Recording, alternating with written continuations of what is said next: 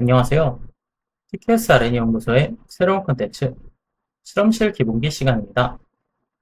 연구소에 있는 실험기구들과 기계들의 소개와 사용법에 대해 알아보는 시간인데요. 그 첫 시간은 스포이트 사용법입니다. 실험을 진행할 때 자주 사용하는 실험기구 중 하나인데요. 오늘은 스포이트의 올바른 사용법과 주의사항을 알아보겠습니다. 먼저 스포이트가 무엇인지 알아야겠죠? 스포이트는 단순히 액체를 옮기는 도구처럼 느껴질 수 있습니다. 하지만 정확히 말하면 액체를 조금씩 조절해서 옮기기 위한 도구입니다. 그래서 많은 양을 빠르게 옮길 때보다는 필요한 만큼 천천히 넣어야 할 때 사용하게 되죠. 예를 들어 액체를 아주 조금만 옮기거나 한 방울씩 떨어뜨릴 때, 색변화처럼 양 조절이 중요할 때 사용을 하게 되는 것이죠.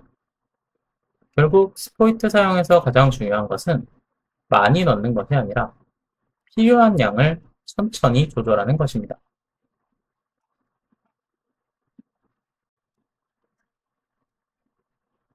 그럼 스포이트의 구조와 사용법에 대해 알아볼까요? 스포이트는 고무벌브, 유리관, 끝부분으로 이루어져 있습니다. 사용할 때는 먼저 고무벌브를 눌러 안의 공기를 빼고 스포이트 끝을 액체에 넣습니다. 그 다음 고무벌브를 천천히 놓으면 액체가 올라가게 되고, 마지막으로 옮기고자 하는 곳으로 스포이트를 옮긴 후 고무벌브를 조금씩 눌러 액체를 한 방울씩 떨어뜨리면 됩니다. 중요한 점은 액체에 넣기 전에 먼저 누르고 떨어뜨릴 때는 천천히 조절하는 것입니다.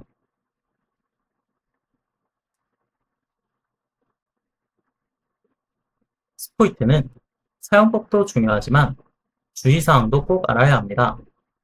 먼저 스포이트의 끝부분이 손이나 책상에 닿으면 오염이 될 수 있기 때문에 실험 중에는 만지지 않도록 합니다.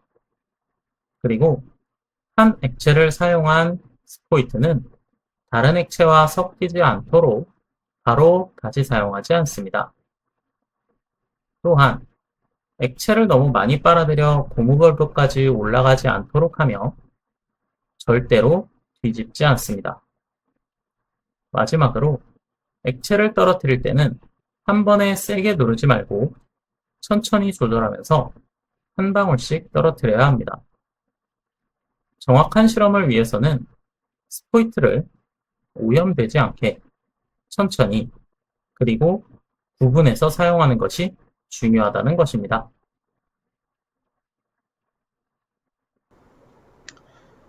그럼 스포이트를 사용해 볼까요? 색이 잘 보이도록 파란색 물을 준비했고요. 스포이트는 잡는 방법이 중요합니다. 유리 스포이트의 경우 고무 벌브 부분만 잡게 되면 스포이트가 흔들릴 수 있기 때문에 손으로 감싸 쥔다는 느낌으로 잡아주시면 되고요. 엄지손가락과 검지손가락으로 벌브를 가볍게 쥐어주시면 됩니다. 그럼 액체를 옮겨봅시다. 먼저 벌브를 살짝 잡아준 후에 스포이트의 끝부분을 액체 위에 살짝 넣어줍니다. 그리고 벌브에서 손을 떼주게 되면 액체가 올라오는 게 보이시죠? 그리고 옮겨주게 되는데요.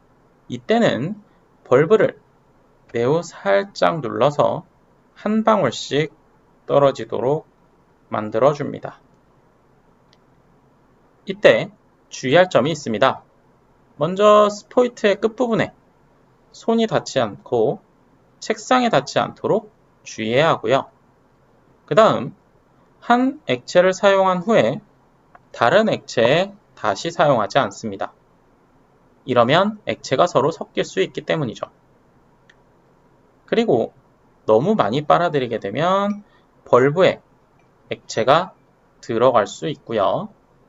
뒤집어주게 돼도 마찬가지로 벌브에 액체가 들어갈 수 있기 때문에 절대로 뒤집지 않습니다. 다만 일회용 스포이트는 조금 다릅니다. 일회용 스포이트의 경우 매우 가볍고 간편하게 되어 있기 때문에 몸통 부분만 잡아주어도 충분히 사용이 가능합니다. 결국 스포이트는 모두 똑같이 사용하게 됩니다.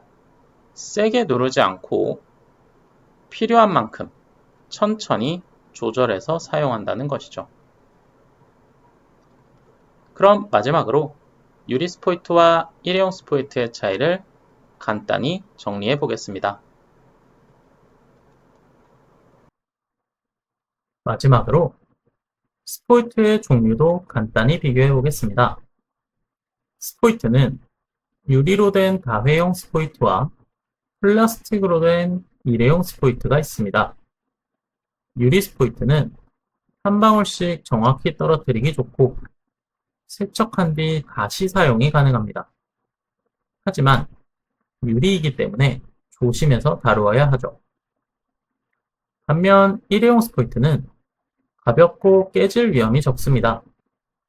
한 번 사용하고 버릴 수 있어서 오염 관리가 비교적 쉽지만 정확한 양을 재는 도구로 보기에는 한계가 있습니다. 스포이트의 종류는 다르지만 사용할 때 핵심은 같습니다. 천천히, 깨끗하게 한 방울씩 사용해야 한다는 것이죠. 이러한 기본을 지킨다면 여러분도 정확한 실험을 할 수 있을 것입니다. 재밌게 보셨나요? 다음 실험 도구는 어떤 것이 나올지 기대해 주시면서 이만 마치도록 하겠습니다. 감사합니다.